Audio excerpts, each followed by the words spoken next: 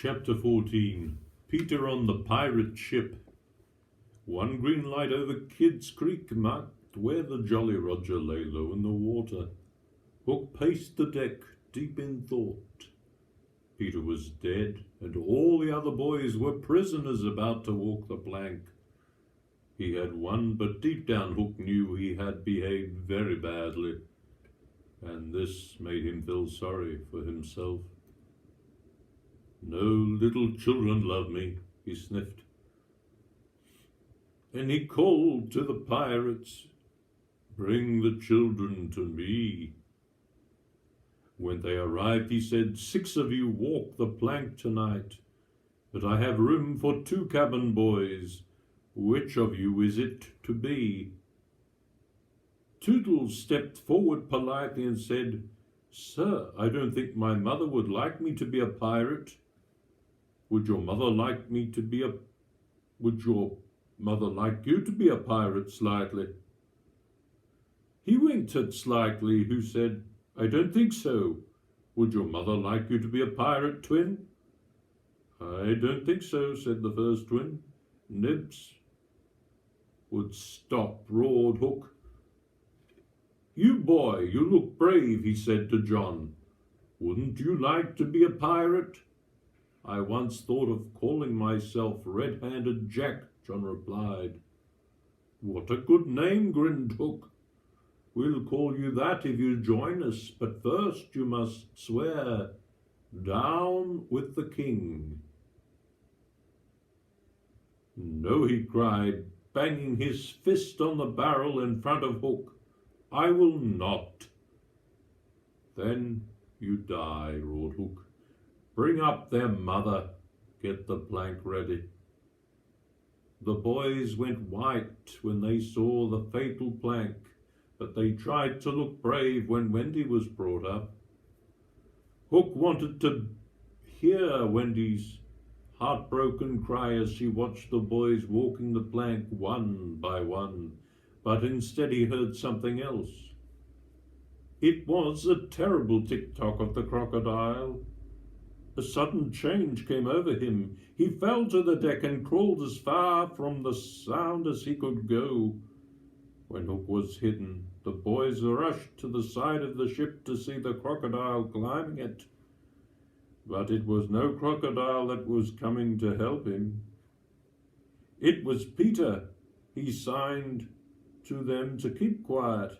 Then he went on ticking.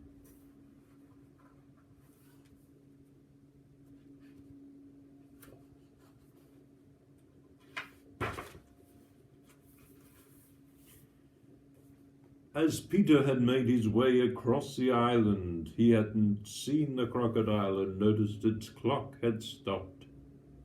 He decided to start ticking so he could pass safely through the forest, and the crocodile, missing the sound, had begun to follow him.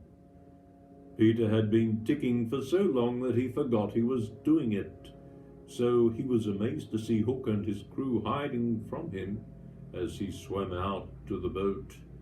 He was even able to sneak into Hook's cabin unseen before he stopped ticking. When one of the pirates entered the cabin to get Hook's gun, there was a horrible scream, and then a crowing sound that the boys knew was Peter's victory cry. "There is something terrible in there," cried one of the pirates. "Then let's send the boys in," Hook grinned. The boys, pretending to struggle, were pushed into the cabin, and the door was closed on them. Once they were inside, Peter freed them from their chains.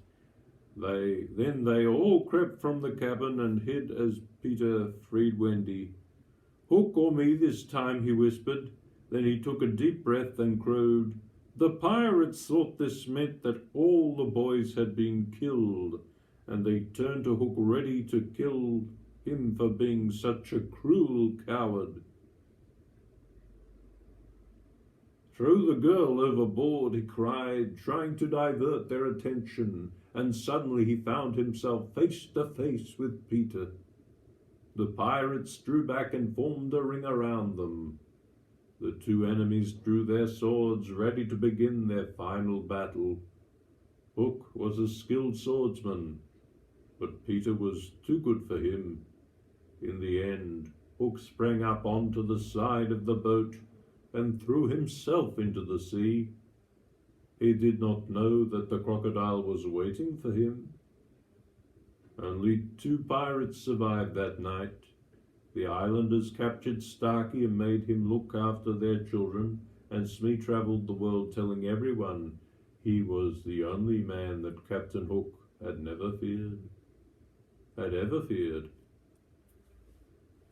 After the fighting stopped, Wendy put the boys to bed and in the pirates' bunks, except for Peter, who strutted up and down on the deck until at last he fell asleep next to one of the cannons.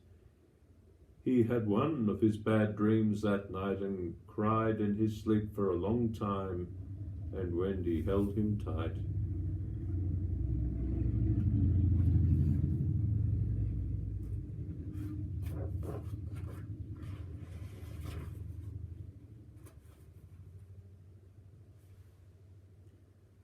By morning, all the boys were dressed in pirate clothes, and the ship was sailing for the mainland.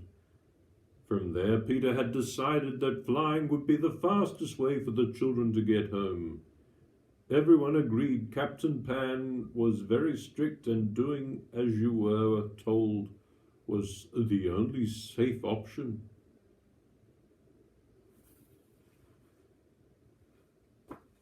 Forgive me, I've overrun into chapter 15.